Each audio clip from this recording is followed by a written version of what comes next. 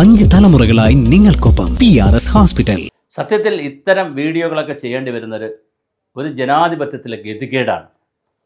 എത്ര പ്രാവശ്യം പറഞ്ഞതാണ് നമ്മുടെ പോക്സോ കേസുകളിൽ കുട്ടികളെ ഉപദ്രവിക്കരുത്.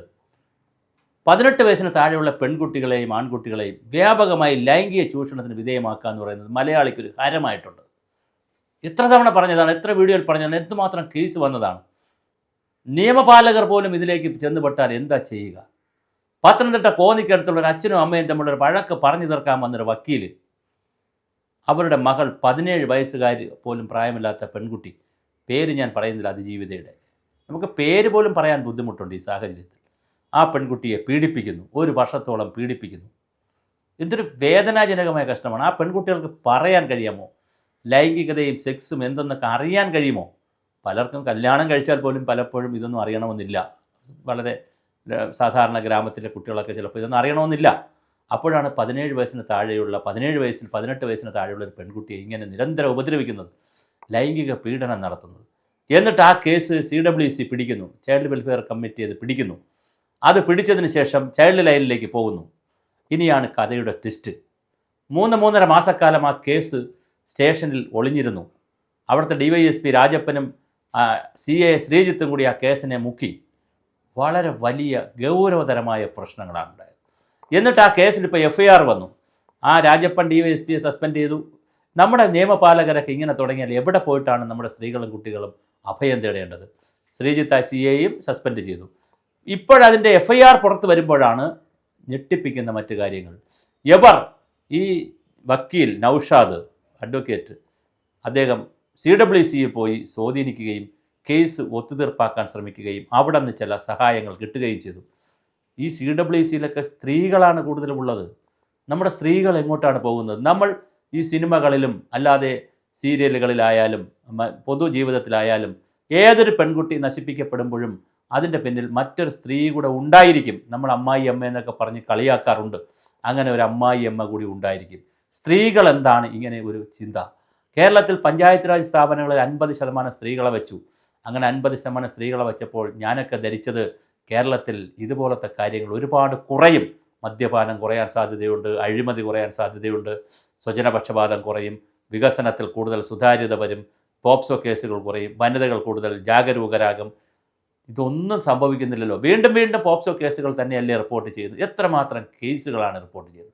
നമ്മൾ വനിതാ മതിൽ, വനിതാ സംഗമം, വനിതാ ജംഗ്ഷൻ, വനിതാ ശാക്തീകരണം, സ്ത്രീകളെ ശബരിമല കയറ്റൽ, ഇങ്ങനെ തുടങ്ങി നമ്മൾ ഈ തൊടാത്ത മേഖലയുണ്ടോ സ്ത്രീകളെക്കുറിച്ച്? സ്ത്രീകളുടെ വിദ്യാഭ്യാസം, സ്ത്രീ അമ്മയാണ്, അബലയല്ല പ്രബലയാണ്, കരാട്ടെ പഠിക്കണം, സ്ത്രീ ഝാൻസി റാണിയാണ് എന്നൊക്കെ പറഞ്ഞ് നമ്മൾ അടിച്ച് പൊക്കി സ്ത്രീനീതി, ലിംഗനീതി, ലൈംഗികമായിട്ടുള്ള സ്വാതന്ത്ര്യം, എന്തൊക്കെ വാക്കുകളാണ്, ഒരു ക്ലീഷകളാണ് നമ്മൾ ഉപയോഗിക്കുന്നത്. പെൺകുട്ടികളുടെ ശാക്തീകരണം, ജെൻഡർ ഈക്വാലിറ്റി, ഇവിടെ തള്ളി മറയ്ക്കും നമ്മൾ. ജെൻഡർ ന്യൂട്രാലിറ്റി, ജെൻഡർ ഈക്വാലിറ്റി, എന്തുമാത്രം പദമാണ് ഉപയോഗിക്കുന്നത്. എന്തെങ്കിലും അർത്ഥമുണ്ടോ ഇങ്ങനെയൊക്കെ പറയുന്നത്?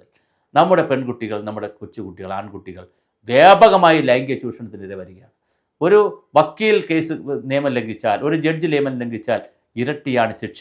അത് വക്കീലിന് അറിയാമല്ലോ. ഞാൻ ലാ പഠിച്ചിട്ടുള്ള ആളാണ്, ലാ കോളേജിൽ നിന്ന് ലാ പഠിച്ചിട്ടുള്ള ആളാണ്. നമ്മൾ വക്കീലന്മാർ അല്ലെങ്കിൽ നിയമം പഠിച്ചവർ, രാജ്യത്ത് നിയമം അറിയാവുന്നവരാണ്. CRPCയും IPC ഒക്കെ അറിയാവുന്നവരാണ്. അപ്പോൾ അവർ നിയമം തെറ്റിച്ചാൽ വലിയ ശിക്ഷയാണ് വരേണ്ടത്.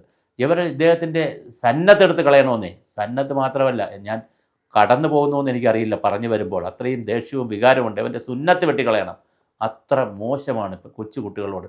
ഈ പണ്ട് കാലത്താണെങ്കിൽ സ്ത്രീകളെ കിട്ടാനൊക്കെ ബുദ്ധിമുട്ടാണ്, ലൈംഗിക ആവശ്യങ്ങൾക്ക് മറ്റാവും. ഇപ്പോൾ അങ്ങനെ ബുദ്ധിമുട്ടുള്ളൊരു കാലമല്ല. പണ്ട് കാലത്ത് സിനിമയിൽ അഭിനയിക്കാൻ, നാടകത്തിൽ അഭിനയിക്കാൻ ഒന്നും അന്ന് സീരിയലില്ല. പെൺകുട്ടികളെ കിട്ടില്ല. ആൺകുട്ടികളെയും ആണുങ്ങളെയും വേഷം കെട്ടിയൊക്കെയാണ് അഭിനയിപ്പിച്ചിരുന്നത്. ആ കാലം മാറി. പെൺകുട്ടികളൊക്കെ സീരിയൽ നടിമാരായും സിനിമാ നടിമാരായും എല്ലാ തലത്തിലും ഉയർന്നു വന്നിട്ടുണ്ട്. അതുപോലെ തന്നെ ലൈംഗിക ആവശ്യങ്ങൾക്കൊക്കെ ഇപ്പോൾ സ്ത്രീകളെ കിട്ടുന്ന കാലമാണ്. ആ കാലത്താണ് ഈ ശുദ്ധമായ തോന്നിവാസം കാണിക്കുന്നത്. അപ്പോൾ തീർച്ചയായും ഇത് വളരെ ഗൗരവതരമായി നമ്മൾ ആലോചിക്കേണ്ട ഒരു വിഷയമാണ്. ഈ കേസ് തീർച്ചയായിട്ടും അദ്ദേഹത്തിൻ്റെ വക്കീൽഷിപ്പ് അല്ലെങ്കിൽ സന്നദ്ധെടുത്ത് കളഞ്ഞ് ബാർ കൗൺസിലുമൊക്കെ വളരെ കൃത്യമായി ഇതിനകത്ത് ഇടപെട്ട് അദ്ദേഹത്തിന് ഇനി പ്രാക്ടീസ് ചെയ്യാൻ കഴിയാത്തൊരു സാഹചര്യം ഉണ്ടാക്കണം. CWC പിരിച്ചുവിടണം. പോക്സോ കേസുകൾക്ക് വേണ്ടി പ്രത്യേക കോടതി ആരംഭിക്കണം. അതാണ് എൻ്റെ ഒരു ഡിമാൻഡ്. പോക്സോ കേസുകൾക്ക് സർക്കാർ കമ്മീഷന് വെക്കണം. ഒരുപാട് കമ്മീഷനുകളുണ്ടല്ലോ. ഈ CWC കൊണ്ടോ അല്ലെങ്കിൽ ചൈൽഡ് ലൈഫ് ലൈൻ കൊണ്ടൊന്നും ചൈൽഡ് സെൻറ്റർ ലൈൻ കൊണ്ടൊന്നും കാര്യങ്ങൾ നീങ്ങുകയില്ല.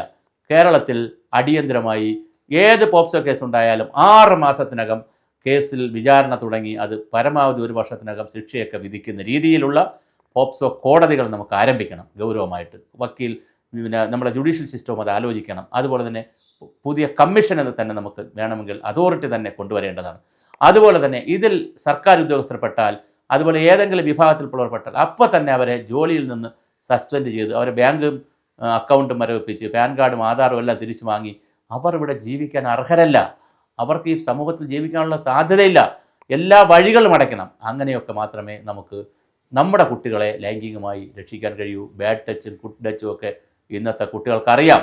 അതുകൊണ്ട് തന്നെ വളരെ ശ്രദ്ധിച്ച് വേണം അപ്പൂപ്പന്മാരും മുതിർന്നവരും വയസ്സായവരും ഒക്കെ കൈകാര്യം ചെയ്യാൻ.